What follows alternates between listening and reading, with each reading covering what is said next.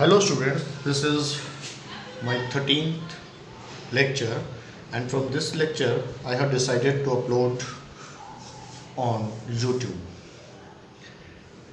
Now in this chapter, in this module, we will discuss electric potential due to short dipole.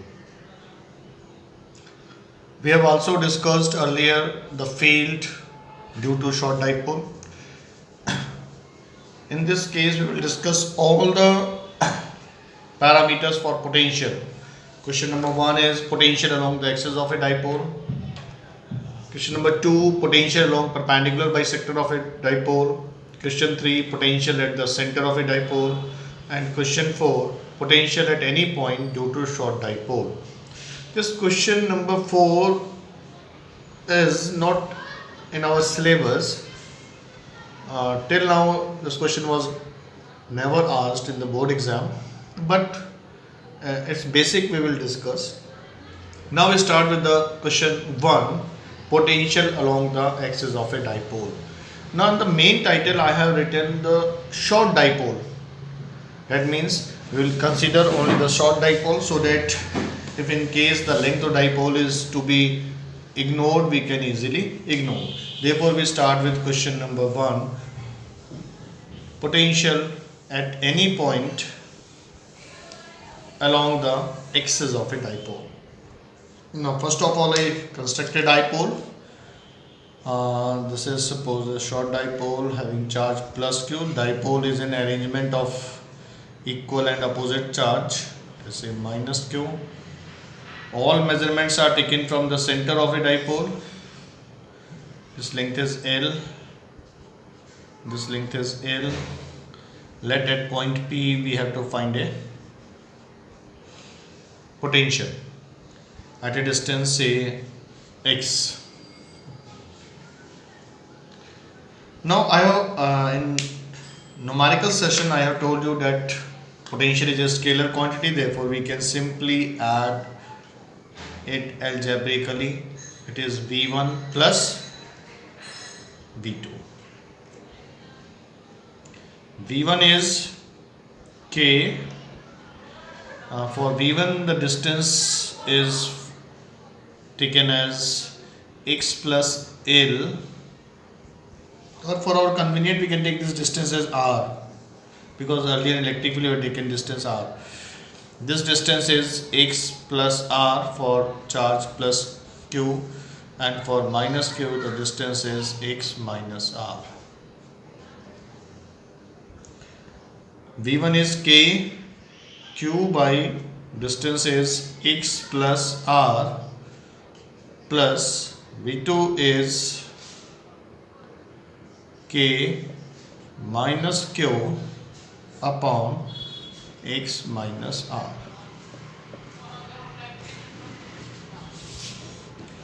We can take this K q common, we get 1 upon x plus R minus 1 upon x minus R. On solving this we get KQ 2R upon x square minus R square, or V is equal to KQ, minus is here, minus KQ into 2R upon x square minus R square.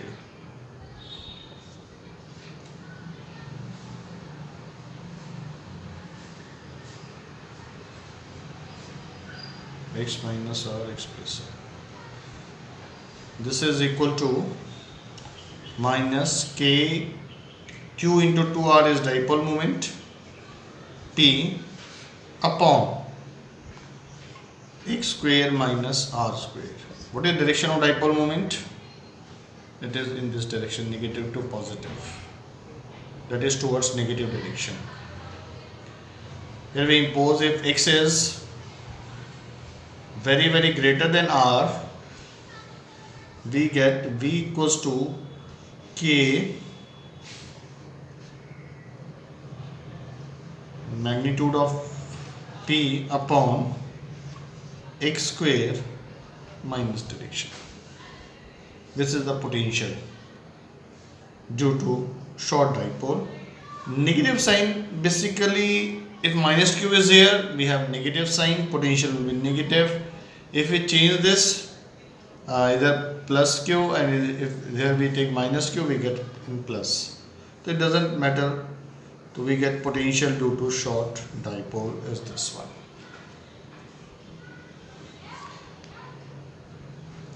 This is potential along the axis of a dipole. And what is about electric field? If you remember, electric field is K P. If we take modulus, it is upon x cube. Here we have minus. This is electric field for this condition, and this is potential. Electric field we have already discussed. Now we come to question number 2, potential along perpendicular bisector of a dipole. I am rubbing this. Now question number 2, perpendicular bisector. Potential along perpendicular bisector of a dipole.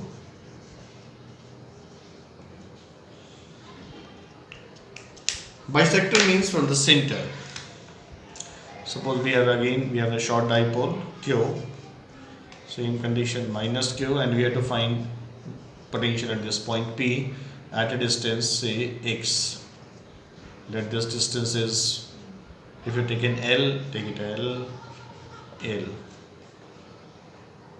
Let this distance is, if this distance is r, then this distance will also be equals to r. Now again potential at P is given as V1 plus V2. What is V1? Due to this charge. What is V2? Due to this charge. V1 is K Q by R plus V2 is K minus Q by R, and it becomes 0. And for the third question, you will get the same result. Magnetic field at the potential at the center, at this center point also, potential will be 0. That means all the points which lie on this perpendicular bisector, the electric potential will be 0. That means this perpendicular bisector becomes an equipotential surface. This. All points lying on this perpendicular bisector will have 0 potential, and electric field, if we find the electric field, it is perpendicular to this one. This is direction of electric field, and potential is 0 at the perpendicular bisector, and the center will lie on the perpendicular bisector. Therefore our question number 3 will also be solved here. Potential at the center of a dipole will be 0. Now we next come to question number 4.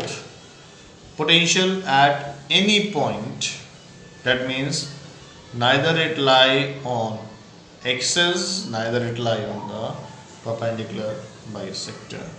Potential along any point.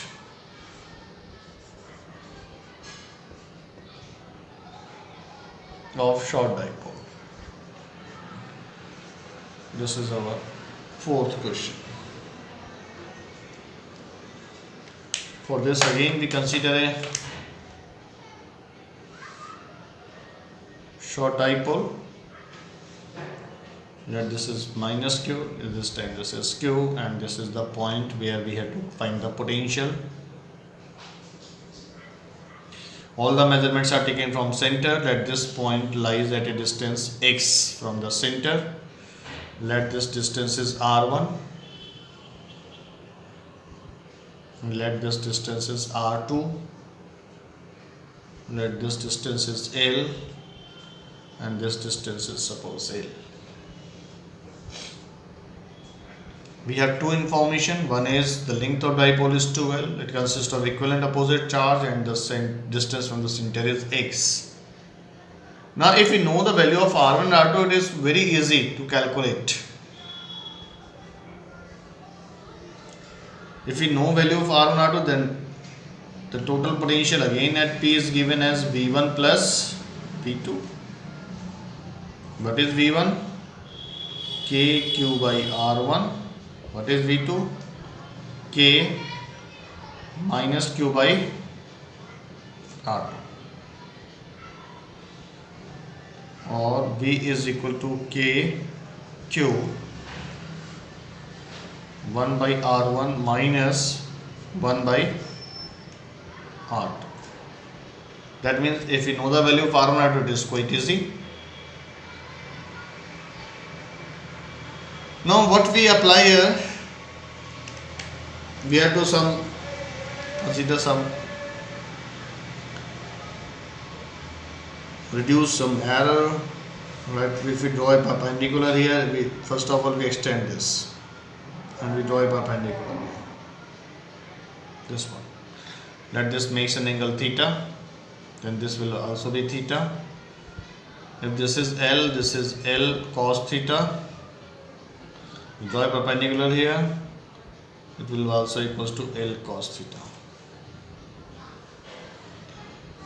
Now R1 is equal to approximately equals to x, this distance, plus L cos theta. Similarly R2 is approximately equals to x minus this distance, L cos theta. Therefore, if we put the values of R1 and R2, what we get? We get KQ 1 by R1 x plus L cos theta minus 1 upon x minus L cos theta. V is equal to KQ. If we take an LCM, it is x minus L cos theta minus x minus L cos theta minus x minus L cos theta.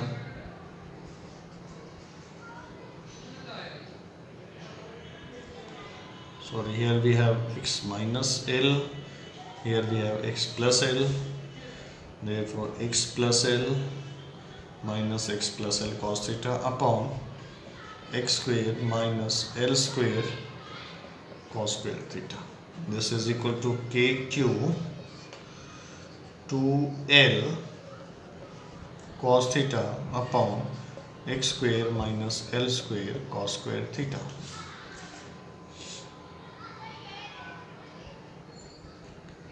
This is equal to K Q into 2L cos theta upon x square. If x is very greater than L and P mod P equals to Q into 2L, therefore we get V equals to K P cos theta by x square. This is the result.